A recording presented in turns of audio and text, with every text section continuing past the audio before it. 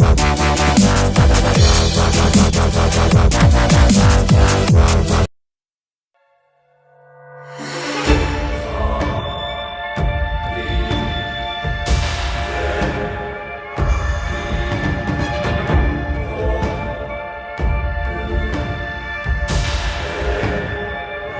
Times में आप सबका फिर से स्वागत है। मैं इब्राहिम आपके साथ। इस वक्त बेंगलुरु शहर फ्रीडम पार्क में जो है एक बहुत बड़े पैमाने पर प्रोटेस्ट ऑर्गेनाइज किया गया है। जी हाँ दोस्तों, जिस तरह से कोलकाता में एक डॉक्टर का बेरहमी से जो है रेप कर उसका मर्डर किया जाता है, उस मामले को लेकर कोलकाता में जो है लगातार 2 दिन से एहतजाज चल रहा है, यानी कि प्रोटेस्ट चल रहा है। और ये डिमांड रखी गई है कि जो रेपिस्ट है, अक्यूज्ड, उसको जो है फांसी की सजा दी जाए। और इस मामले पर जो है चीफ मिनिस्टर ममता बनर्जी भी जो है लगातार प्रोटेस्ट कर रही है। उन्होंने भी जो है सड़कों पे आकर प्रोटेस्ट किया है और डिमांड रखा है कि अक्यूज्ड को, रेपिस्ट को जो है फांसी की सजा दी जाए। और आज बेंगलुरु शहर में जो है एक बहुत बड़े पैमाने पर आप देख सकते हैं किस तरह से जो है हजारों की तादाद में लोग यहाँ पर जुड़े हैं और जुड़कर जो है एक बहुत बड़ा प्रोटेस्ट किया है। और इन लोगों की मांग है कि रेप जिस तरह से किया जा रहा है, दिन ब दिन जो है रेप केसेस जो है बढ़ते जा रहे हैं। कभी बच्ची का रेप होता है तो कभी बड़े का रेप होता है। एक ऐसा माहौल पैदा हो चुका है, एक डर सा, एक खौफ का माहौल जो है इसमें पैदा हो चुका है। तो इसलिए आज बहुत बड़े पैमाने पर जो है प्रोटेस्ट किया गया है और ये डिमांड रखा है कि रेपिस्ट जो रेप करता है उसको जो है फांसी की सजा दी जाए। आइए हम आपको दिखाते हैं कुछ तस्वीरें और हम बात करेंगे चंद लोगों से और डॉक्टरों से और देखते हैं इनका क्या कहना है।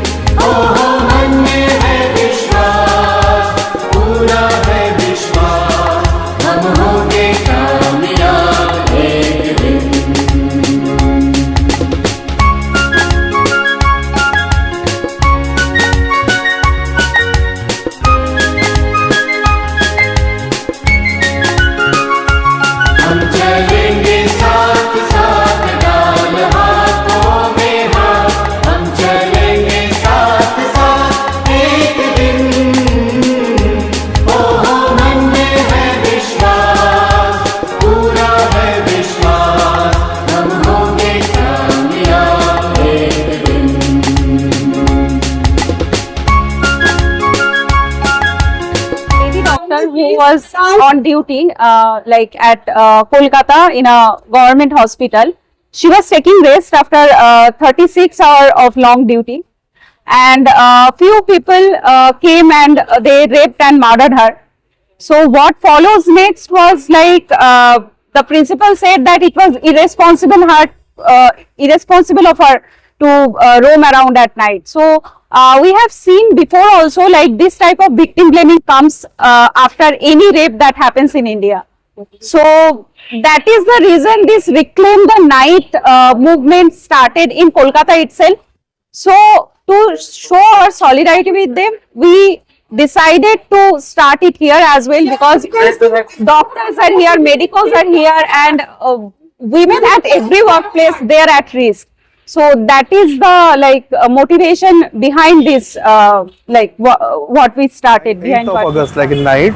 It's about a lady who was working for 36 hours as a doctor.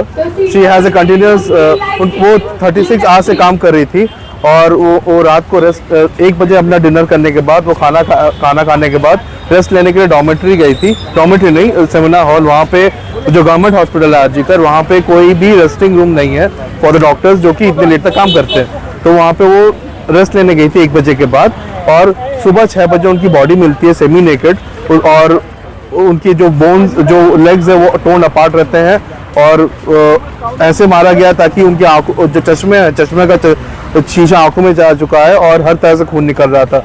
शुरुआत में उनके पेरेंट्स को खबर किया गया हॉस्पिटल की तरफ से कि लड़की ने सुसाइड कर लिया गया है, जबकि सरासर हो ही नहीं सकता। उसके बाद जब उनके पेरेंट्स आए, उनको 3 घंटे तक खड़ा करके रखा गया, तब तक उनको बॉडी दिखाया नहीं गया। उसके बाद हमें बताया गया कि रेप हुआ है, मर्डर हुआ है और उसके बाद फिर उन्होंने हॉस्पिटल में बहुत जल्दी ही क्रिमिनेशन वगैरह सब कर दिया था कि एडवांस लेवल में फॉरेंसिक हो ही नहीं पाया। तो जितने भी हमें सबूत मिले हैं और 2 दिन के बाद से जिस रूम में बॉडी मिली थी उसको रेनोवेट भी करने लगे। तो यहाँ पे हर तरह बहुत सारी मिस्ट्रीज है, बहुत सारी चीज़ें जो लिंक नहीं कर पा रही। एक तो कभी आप पहले बोलते हो कि आप लड़की ने सुसाइड किया है, फिर आप पेरेंट्स को आप ये सोच सकते हो कि एक बच्चे को एक पेरेंट्स के लिए कैसा होगा अगर आप एक बच्चे की तबीयत भी खराब होती है, आप स्कूल जाते हो तो आपको चाहिए कि आप देखें उस बच्चे को, आपको 3 घंटे खड़ा रखा जाता है। उसके बाद फिर बोला जाता है कि आपकी बेटी को, एक बाप जाके अपनी बेटी की नेकेड बॉडी को देखता है, तो उसके बाद हड़बड़ी में उसको डिस्क्रिमिनेट कर दिया जाता है। तो यहाँ ऐसा कुछ जरूर है जो छुपाया जा रहा है। कलकत्ता में जो घटना हुए उस बारे में बता रही हूँ। एक डॉक्टर है और उसका रेप कर दिया और मर्डर भी कर दिया है। We need justice. का रेप हुआ है, वो सबकी जान बचा दी है। 36 आवर काम करने के बाद भी वो जो सिनेमा हॉल में जाके रेस्ट कर रही थी, उधर उसका रेप और मर्डर हो चुका है। उसको जस्टिस चाहिए। इंडिया के हर वुमेन्स को, हर लड़की को इंसाफ चाहिए। जी, myself Syed Sadruddin from GHMC Bangalore. तो आज हमारा यहाँ पे जुड़ने का मकसद एक बहुत ही दर्दनाक अपनी एक बहन के साथ वाक़या पेश आ गया है। सो हमें बोलती हैं, हमारी फैमिली हमको बोलता है कि एक नोबल प्रोफेशन है बोल। सो ये नोबल प्रोफेशन को एक किसी ने हर्ट किया है, किसी बहन को हर्ट किया है, तो ये एक केस जो है, ये प्रॉब्लम जो है सिर्फ एक फेटर्निटी या फिर मेडिकल फेटर्निटी के लिए नहीं है। आज हम बोलती हैं कि एक नोबल प्रोफेशन है, तो it should be a problem of a nation. So we don't want state government to be involved in it. We want our central government to be taking action. अस्सलाम वालेकुम रहमतुल्लाहि व बरकातहू। मैं एडवोकेट शाहबाज। सबसे पहली चीज यहाँ जुड़ने का मकसद क्या है, तो ये कोलकाता में जो डॉक्टर थे, जो विक्टिम इसका रेप हुआ है, उनके सपोर्ट में आज हम यहाँ जुड़े हैं। ये जो हुकूमत है, जो ये सेंट्रल गवर्नमेंट की हुकूमत है, इन्हें कानून बनाती है ट्रिपल तलाक के ऊपर, इन्हें कानून बनाती है मुसलमानों के ऊपर, इन्हें कानून बनाते हैं वक्फ बोर्ड के ऊपर, इन्हें कानून बनाती है BNS PNSS।